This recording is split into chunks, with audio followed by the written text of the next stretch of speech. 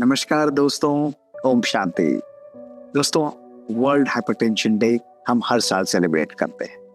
आज हाइपरटेंशन पूरे विश्व में एक एपिडेमिक के रूप में दोस्तों उभर चुका है। और यही नहीं, अगर हम कहें हमारा अपना भारतवर्ष प्रैक्टिकली पूरे वर्ल्ड में विश्व की वर्ल्ड कैपिटल है हाइपरटेंशन। तो इसलिए बहुत जरूरी हो जाता है दोस्तों, इस छोटी सी हल्की सी बीमारी को ज्यादा हल्के में हम ना लें, हम इनके तथ्यों को जानें, इसकी गहराई में जाएं और कुछ ऐसी बातें जो हमें नहीं मालूम है वो रहस्य की तरह आज हमारे सामने जरूर खुलनी चाहिए दोस्तों। तो अगले 10 मिनट में आज आपको मैं ऐसी 10 बातें बताऊंगा जो हाइपरटेंशन के बारे में आपको दोस्तों जरूर मालूम होनी चाहिए। सबसे पहला प्रश्न उठता है कि ये ब्लड प्रेशर आखिर होता क्यों है। दोस्तों, ये हमारा हार्ट है।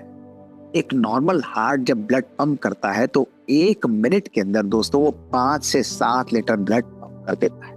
अब आप देखिए, जब ब्लड पंप होता है तो वो हार्ट से निकलकर आर्टरीज के अंदर जाता है, जिसको एओर्टा कहते हैं, और ये पूरे ब्लड सप्लाई पूरे ऑर्गन्स को देता है। ये जो ब्लड जाता है, ये प्रेशर हमारी आर्टरी के वॉल पर एक्सर्ट करता है, और वो प्रेशर जो है वो हाइपरटेंशन यानी ब्लड प्रेशर के नाम से जाना जाता है दोस्तों।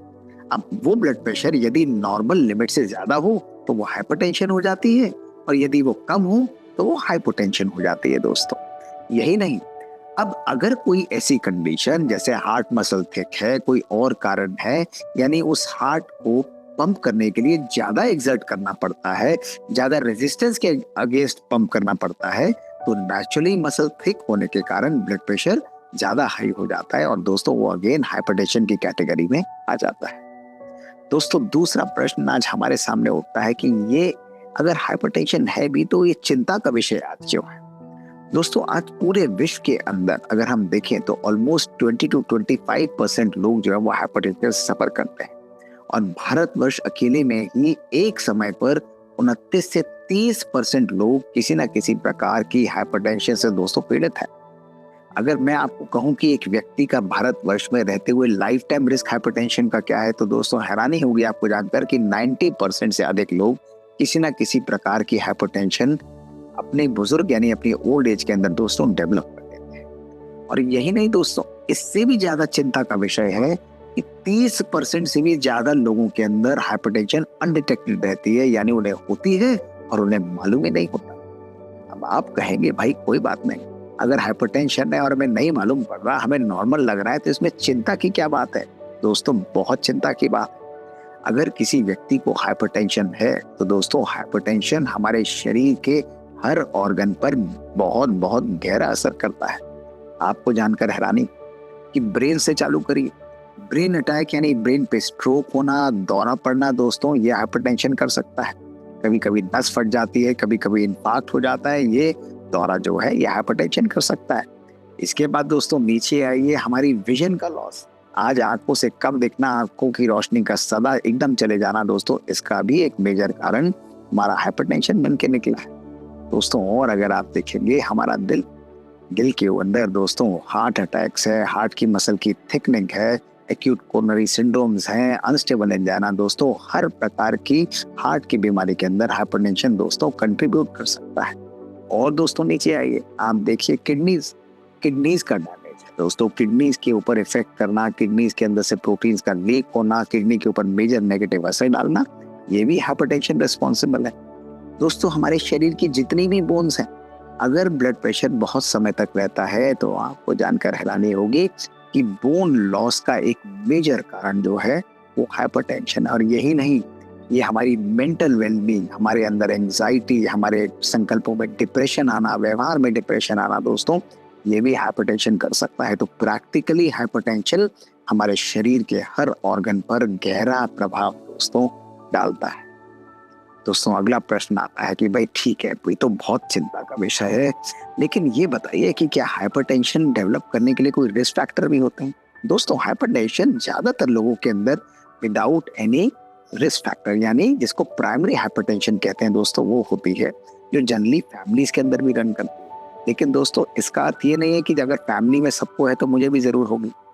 इसको प्रेसिपिटेट करने के लिए हमारी कुछ लाइफस्टाइल, हमारी कुछ आदतें, हमारी कुछ फैक्टर्स हैं बॉडी के जो इसमें सिग्निफिकेंट रोल प्ले करते हैं, और आज मैं आपको बताना चाहूंगा उसमें सबसे इंपॉर्टेंट है दोस्तों हमारा अधिक नमक खाना, हमारा डाइटरी पैटर्न। दोस्तों अधिक नमक खाना अर्थात नमक किस में होता है भाई, नमक तो नॉर्मल खाते हैं, लेकिन दोस्तों अधिकतर अचार का प्रयोग करना, नमकीन, अचार, पापड़ जो हैं, चटनियां हैं, टिन्ड जूसेस हैं, टिन्ड फ्रूट्स हैं, ऊपर से सॉल्ट को स्प्रिंकल करना, यानी मोर देन रिकमेंडेड सॉल्ट खाना दोस्तों, ये हमारी हाइपरटेंशन में कंट्रीब्यूट कर सकता है।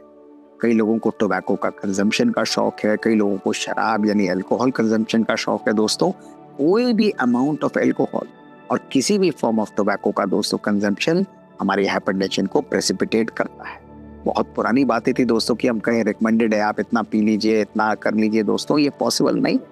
आज साइंस ये क्लियरली प्रूव करता है कि इन आदतों को हमें छोड़ना पड़ेगा। दोस्तों यदि हमारे डाइटरी पैटर्न्स के अंदर फ्रूट्स और वेजिटेबल्स का कंजम्पशन कम है तो भी हाइपरटेंशन को डेवलप करने में कंट्रीब्यूट करता है। यदि हमारा मोटापा ज़्यादा है, यदि हमारा वेट ज़्यादा है, हम एक्सरसाइज नहीं करते हैं, हमारा लाइफस्टाइल सेडेंटरी है दोस्तों, अधिकतर फैट का कंजम्पशन हमारी डाइट के अंदर है, तो ये भी हाइपरटेंशन को डेवलप करने में एक सिग्निफिकेंट रोल दोस्तों प्ले करता है। अब इस चेकलिस्ट में से आपको देखना है कि किन किन आदतों को हमें छोड़ना होगा और किस तरीके से हमें मॉडिफाई करना होगा। पर दोस्तों अगर आप कहेंगे कि ठीक है भाई डॉक्टर मोहित, हमने समझ लिया ये बात, हमें प्रॉब्लम भी हो गई, और कोई नई चीज आज भौतिकता के वर्ल्ड में हम लोग जी रहे हैं, कोई नया फैक्टर, दोस्तों बिल्कुल। आज हमारे यहाँ जो स्टडीज हुई हैं उसमें क्लियरली और पर्टिकुलरली इंडिया भारतवर्ष में हुई स्टडी में एक बड़ी इंटरेस्टिंग आंकड़े सामने आए। उन्होंने दिखाया कि जो हमारा प्रैक्टिकल वर्किंग एज है, जिसमें 35 से 50 साल तक के जो बच्चे हैं, जो नवयुवक हैं, जो लोग कार्य करते हैं, उनके अंदर तनाव और वर्क स्ट्रेस बहुत बढ़ गया है। और दोस्तों उन्होंने देखा कि हाइपरटेंशन की प्रेजेंस इन लोगों में ऑलमोस्ट डबल है। 50 to 60% लोग आज जो कार्य करते हैं, खासकर मेट्रो सिटीज में, उन लोगों के अंदर दोस्तों हाइपरटेंशन बहुत हाई मात्रा में पाया जाता है, यानी प्रेवलेंस उसकी बहुत ज्यादा है दोस्त।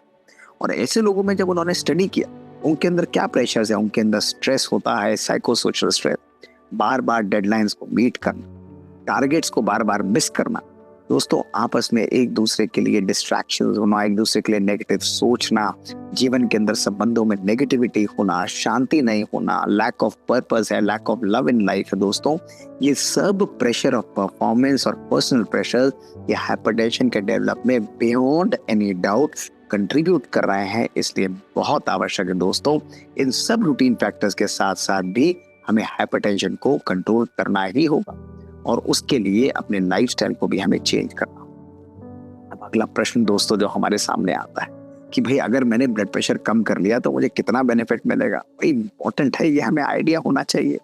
दोस्तों मात्र 2 से 3 मिलीमीटर ब्लड प्रेशर या 4 मिलीमीटर ब्लड प्रेशर यदि हमारा कम होता है तो ब्रेन अटैक होने का रिस्क 10% कम हो जाता है, और हार्ट अटैक होने का रिस्क ऑलमोस्ट 7 to 10% कम हो जाता है। और जितना ब्लड प्रेशर हमारा नेचुरली लिमिट तक कम होता जाएगा, उतने ये रिस्क फैक्टर्स और ये डेवलपमेंट के चांसेस ये सिग्निफिकेंटली दोस्तों कम होते जाते हैं। इसलिए ब्लड प्रेशर कम होना यानी कंट्रोल करना ये बहुत आवश्यक है। दोस्तों अगला प्रश्न आप लोगों के मन में जरूर आता होगा कि भाई मैं गया अपने डॉक्टर के पास और मेरी रीडिंग थी 150 और 100, तो क्या मुझे हाइपरटेंशन है?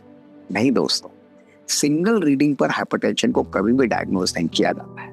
इसलिए सदा ध्यान रखिए कि ब्लड प्रेशर जब भी लेना है, घर में भी लेना है, तो लेट कर नहीं, हमेशा बैठ कर लीजिए।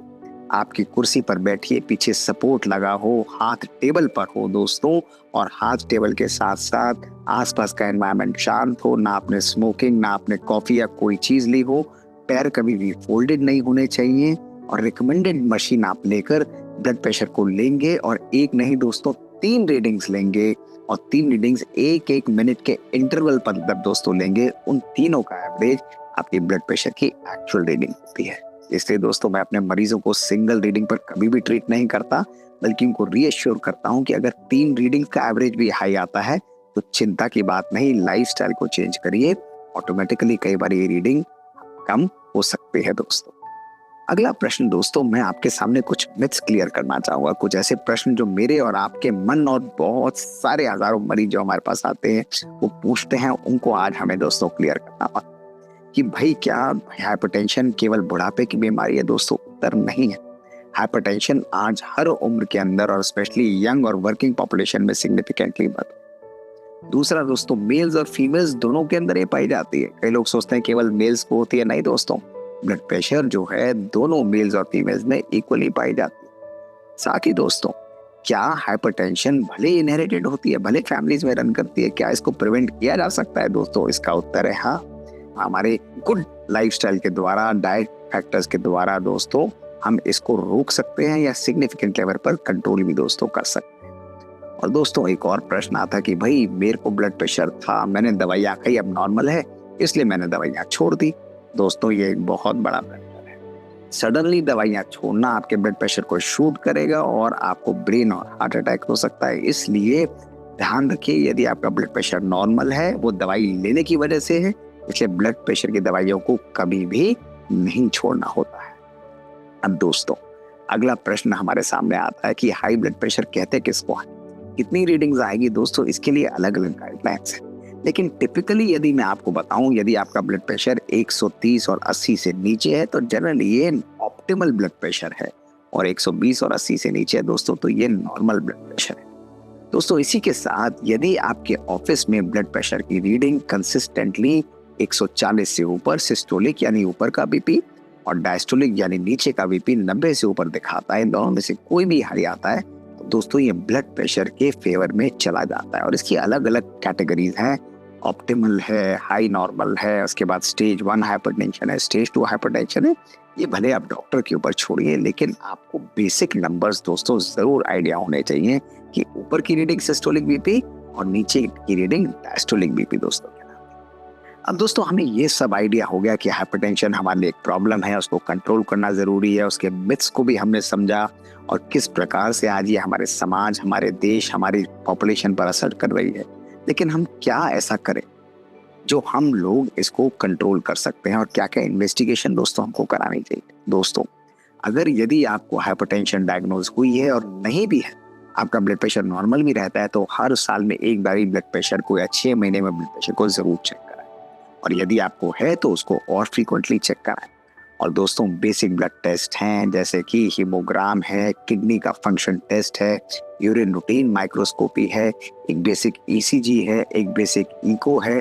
इन सब टेस्ट को दोस्तों हमें जरूर कराना चाहिए। इसके बाद दोस्तों यदि कुछ और स्पेशलाइज्ड टेस्ट इंडिकेटेड हैं, कुछ जरूरत होती है एक आई का चेकअप, यदि ब्लड प्रेशर हमारा क्लियरली हाई निकलता है कि कहीं उसका हमारे ऑर्गन्स पर डैमेज तो नहीं आ रहा, इन सब को चेक करने के लिए भी हमारे टारगेटेड टेस्ट होते हैं। दोस्तों ये लिस्ट होती है टेस्ट की जो आपके सामने भी है, लेकिन हमेशा इन टेस्ट को अपने डॉक्टर से, नियरेस्ट डॉक्टर, फिजिशियन से संपर्क करके इनको जरूर कराएं। दोस्तों ध्यान रखें, हाइपरटेंशन के ट्रीटमेंट के लिए 2 फैक्टोरियल अप्रोच दी जाती है। मैंडेटरी है दोस्तों लाइफस्टाइल मॉडिफिकेशन, और दूसरा ट्रीटमेंट। दोस्तों कोई भी ब्लड प्रेशर हो, यदि आपका ब्लड प्रेशर स्टेज 1 या अर्ली हाई ब्लड प्रेशर है आपका, तो उसके अंदर lifestyle modification significantly role play करती है। उसमें सबसे पहले आता है डाइट, जिसको हम डैश डाइट कहते हैं, यानी dietary approaches to stop hypertension. दोस्तों क्या क्या करना है? फ्रूट्स का कंजम्पशन ज्यादा करना है, वेजिटेबल्स का कंजम्पशन ज्यादा करना है, टिन्ड जूसेस, टिन्ड फ्रूट्स, चटनियाँ, अचार, पापड़, नमकीन, सैलेड ड्रेसिंग जिसमें नमक ज्यादा होता है, इसका कंट्रोल दोस्तों सिग्निफिकेंटली करना है। सॉल्ट का कंजम्पशन हमेशा 2.5 ग्राम, जिससे दोस्तों कम ही हमारा होना चाहिए पर डे किसी भी प्रकार से। इसी प्रकार जब हम हेल्दी डाइट्स लेंगे, नट्स लेंगे दोस्तों, ग्रीन वेजिटेबल्स लेंगे, पल्सेस को कंज्यूम करेंगे, ये हमारे ब्लड प्रेशर को सिग्निफिकेंटली कम करने में हमारी मदद करते हैं। तो दोस्तों डाइटरी अप्रोचेस ऑफ हाइपरटेंशन में संयम और बैलेंस डाइट खाना जरूरी है, जिसके बारे में मैंने अपने वीडियोस में लाइफस्टाइल मॉडिफिकेशन में बहुत अच्छी तरह डिटेल में बताया भी है। दोस्तों वेट लॉस करना ये बहुत जरूरी है। आपका body mass index typically less than 25 होना चाहिए दोस्तों। इसलिए कोई भी अमाउंट ऑफ बैड डाइट, अगर आप बैड डाइट खाएंगे तो एक्सरसाइज उसको कंपनसेट नहीं करेगी। इसलिए वजन के लिए रोज वॉकिंग है, योगा है, प्राणायाम है और रेजिस्टेंस ट्रेनिंग है, यानी एक्सरसाइज बॉडी बिल्डिंग ट्रेनिंग है, उनको हमें जरूर ग्रेड करके सुपरविजन के अंदर जरूर करना चाहिए। ये हो गई एक्सरसाइज की बात। इसके साथ डाइट की बात। दोस्तों डेयरी प्रोडक्ट्स हैं, फैट प्रोडक्ट्स हैं, उनका उपयोग कम से कम हमको करना है, और साथ में इन सब को करते हुए दोस्तों वाटर का कंजम्पशन हमको अपनी हेल्थ को देखते हुए सिग्निफिकेंटली बढ़ाना है। दोस्तों साथ में ये सब हमने किया, लेकिन अपने मन को भी आराम देना है। आज हमने देखा कि स्ट्रेस जो है, तनाव है, वो एक ट्रिगर की तरह एक्ट कर रहा है। इसलिए वर्क और लाइफ का बैलेंस जरूर इनकलकेट करिए। दोस्तों, मेरे पास कितने सारे पेशेंट्स हैं जो कि 2-2, 3-3 ड्रग्स पर थे और उनका मेजर कारण था उनका परफॉर्मेंस प्रेशर, वर्क के अंदर कार्य करना, दोस्तों ऑफिस के अंदर टारगेट्स को मीट करना, डेडलाइंस को मीट करना, और ये कहीं ना कहीं उनको हाइपरटेंशन की बीमारी देकर चला जाता है। इसलिए संयम और सेल्फ केयर ये एक प्रायोरिटी के रूप में दोस्तों बरकरार है। दोस्तों, अपने लिए समय निकालना, अपने परिवार के लिए समय निकालना, मेडिटेशन करना, किताबें पढ़ना, अपनी हॉबीज की तरफ जाना, रिलैक्स रहना, जीवन में खुश रहना, खुशी के पीछे नहीं भागना, हर खुशी को क्रिएट करना, अपने विचारों में संयमता लाते हुए सोशल मीडिया का टू मच उपयोग कम से कम करना, नेचर के साथ कनेक्ट करना, ऐसी कितनी चीजें हैं दोस्तों जो हम अपने जीवन में कर सकते हैं। दोस्तों, अगर हम मात्र पूरे दिन के अंदर 30 से 40 मिनट भी डिस्कनेक्ट होकर अपने आप से, अपने मित्रों के साथ, अपने फैमिली मेंबर्स के साथ निकालते हैं, तो ये हमें डिक्लटर करती है, हमारे मन को हल्का करती है, और मेडिटेशन हमारे मन को एम्पावर करती है। तो दोनों का बैलेंस ब्लड प्रेशर को सिग्निफिकेंटली दोस्तों कंट्रोल कर सकता है। दोस्तों, आज बहुत बहुत बहुत जरूरी है कि हम इस हाइपरटेंशन के एपिडेमिक को समझें, जो हमारे देश, हमारे विश्व, हमारे समाज, हमारे परिवार में एक साइलेंट किलर की तरह उभर चुका है, और इसको कंट्रोल किया जा सकता है यदि हम ये लाइफस्टाइल मॉडिफिकेशंस करते हैं। दोस्तों, 5 से 10 मिलीमीटर ऑफ मर्करी जो है, हमारा ब्लड प्रेशर केवल लाइफस्टाइल चेंजेस के द्वारा कम आ जाता है। और ऐसे कितने मरीज हैं जो उन्होंने इस चीज का प्रैक्टिस करके अपने जीवन को बहुत हल्का और शांत दोस्तों बनाया है, अपने ब्लड प्रेशर की दवाइयों से मुक्ति या उनका कंजम्पशन सिग्निफिकेंटली कम किया है। दोस्तों, हाइपरटेंशन की बहुत सारी बातें आज मैंने आपको बताई, और फिर भी कुछ बातें रह गई हो तो आप मुझे लिखकर भेजिए। आपके प्रश्नों का उत्तर देने के लिए मैं जरूर दोबारा हाजिर होऊंगा, और हमारा ईमेल है bk.mohingupta@gmail.com। दोस्तों, परिवर्तन करिए, आज ही जाकर अपने ब्लड प्रेशर को एक रीडिंग लेकर चेक कराइए, ताकि हम अनडायग्नोज और अनडिटेक्टेड हाइपरटेंशन को हम डिटेक्ट कर पाए, उसको कंट्रोल कर पाए, और आगे आने वाली बीमारियों को रोक पाए। ओम शांति।